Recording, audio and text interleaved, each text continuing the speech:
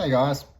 So, um, during my jiu-jitsu journey, there's been specific instances, moments where I've had like lessons of learning, I guess would be the easiest way to describe it. Whether it's something physical, like during a match, there's a particular problem that keeps occurring, and in the moment I come up with a really good solution, and then that becomes a part of my game. Or sometimes it's like an emotional thing, an emotional growing up or maturing. And I think for many, especially like lower grades, white belts and blue belts, for example, where our ego kind of gets the best of us. I think once you're like a purple and brown belt, you should really have it together and have been through like most trials and tribulations, and have your ego in check and be pretty humble, confident but humble, right? So for me, when I went to Brazil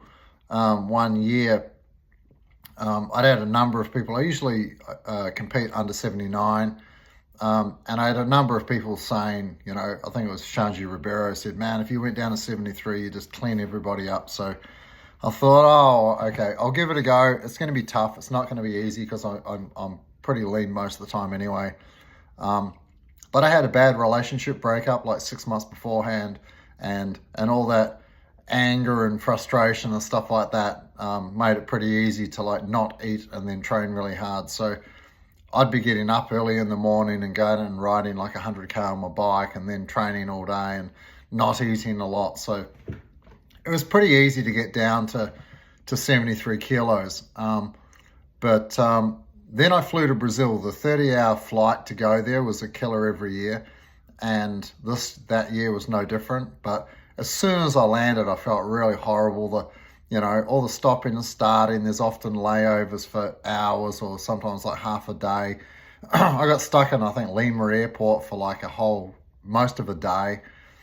So it was horrible. And then when I landed, Bruno picked me up at the airport, went straight to training immediately, which I wasn't keen to do, but that's what we did.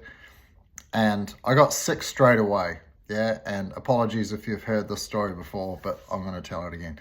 So yeah, I felt really terrible. I couldn't really eat. After a few days, I was really struggling to eat. I had no energy.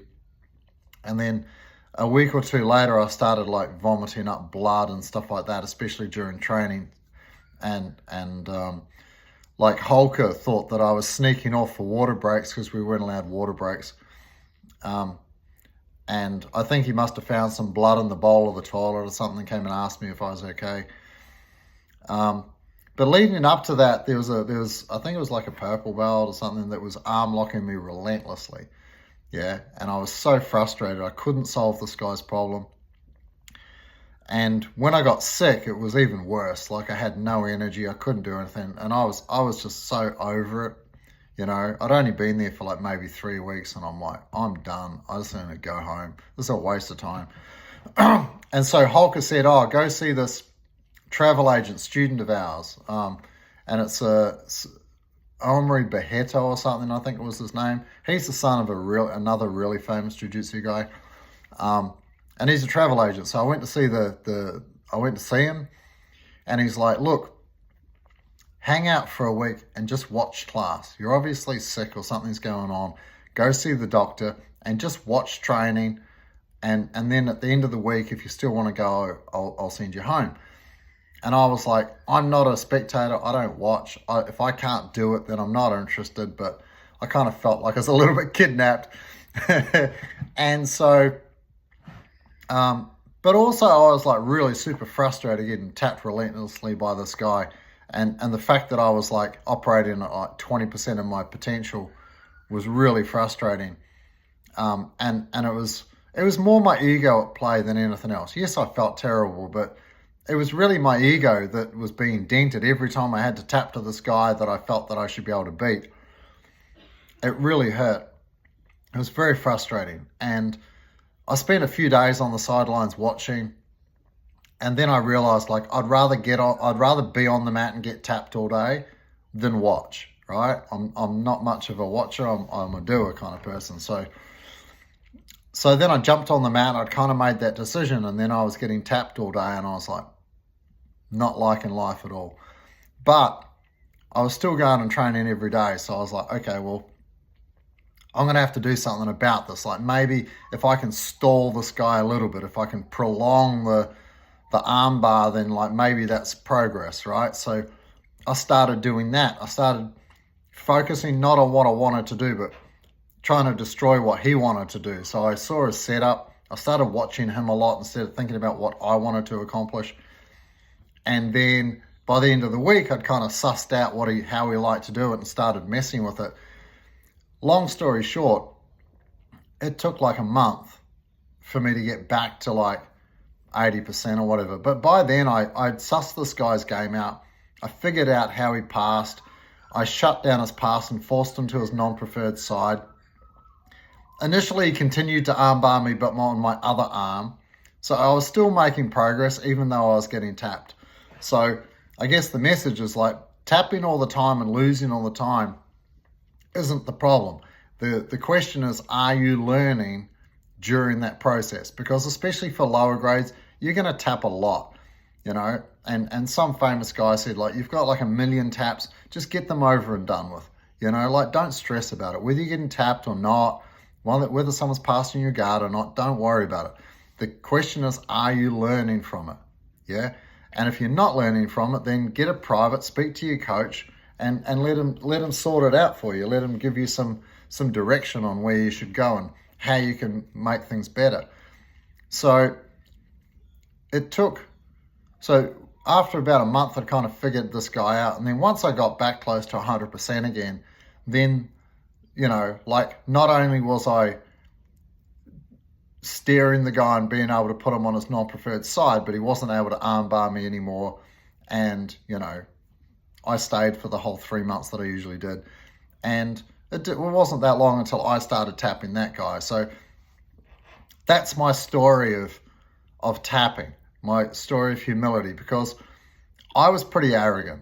Yeah, I was pretty arrogant. I mean, a lot of it was just deep-rooted insecurity when I was young. And then you become successful in sport and you train all the time because you've got a lot of anger and frustration and stuff like that. And when you're very successful in other sports and then you come to jiu-jitsu and you're getting flogged, like it's hard on your ego, you know. And I'm talking a lot about ego lately because I think that it's the main thing that gets in the way of our progress. You know, a lot of schools have like leave your ego at the door and have a big sign saying that. I'm thinking of doing the same thing at my place. Just not that I'm saying anything untoward on the matter or anything like that, but just to remind people that, like, you're an absolute beginner. You know nothing as a white belt. You know a little bit more as a blue belt. You've developed some self-control. You're starting to understand the basics and how basic movement works, you know, and you've got some good self-defense. You can protect yourself in the street. You're confident. You're kind of humble and things like this, but still a beginner. And I think that it's easy for us to get frustrated with our losing, and that dents our ego, and then we start doubting ourselves. And I'm like, you're a beginner. Like, allow yourself to lose. Allow yourself to be a beginner and see it as just a long road. Like, you obviously enjoy doing jiu-jitsu. It's a lot of fun. You meet lots of cool people. You're learning cool moves, but you just can't implement them yet, you know? So, and that's fine. We were all there. And when I'm rolling with like super high level guys, like I'm there all the time, right? So like, it's just a process and we all have to go through it and we all have to learn from it. And either our ego is too big and we can't handle tapping all the time and nothing's happening fast enough for us and we're not improving quickly enough. So we want to leave or quit or give up or whatever. But I think jiu-jitsu is a great litmus test for your humility for sure. And I think that that's what's one of the things that's really attractive about it, is that people who are really competent in other areas of their life are looking for some sort of a challenge, some sort of thing that they can learn that's going to put them back in that beginner mindset again. And jiu-jitsu is just perfect for that. So if you're struggling at all on your journey, well, that's totally normal, yeah? But speak to your coach, you know, maybe invest in some private lessons so you can like have a good chat, and figure out what's going on with your head and your body, and then continue on your way. Because I mean, everybody, when they watch the higher grades, the purple, brown, and black belts rolling, they're like, wow, it must be so cool. And it is really cool, and it is a lot of fun. You just have to keep going and don't give up. So that's my message, is be humble, enjoy the process, and if you're getting really frustrated, rather than leave, speak to your coach about it. See you guys.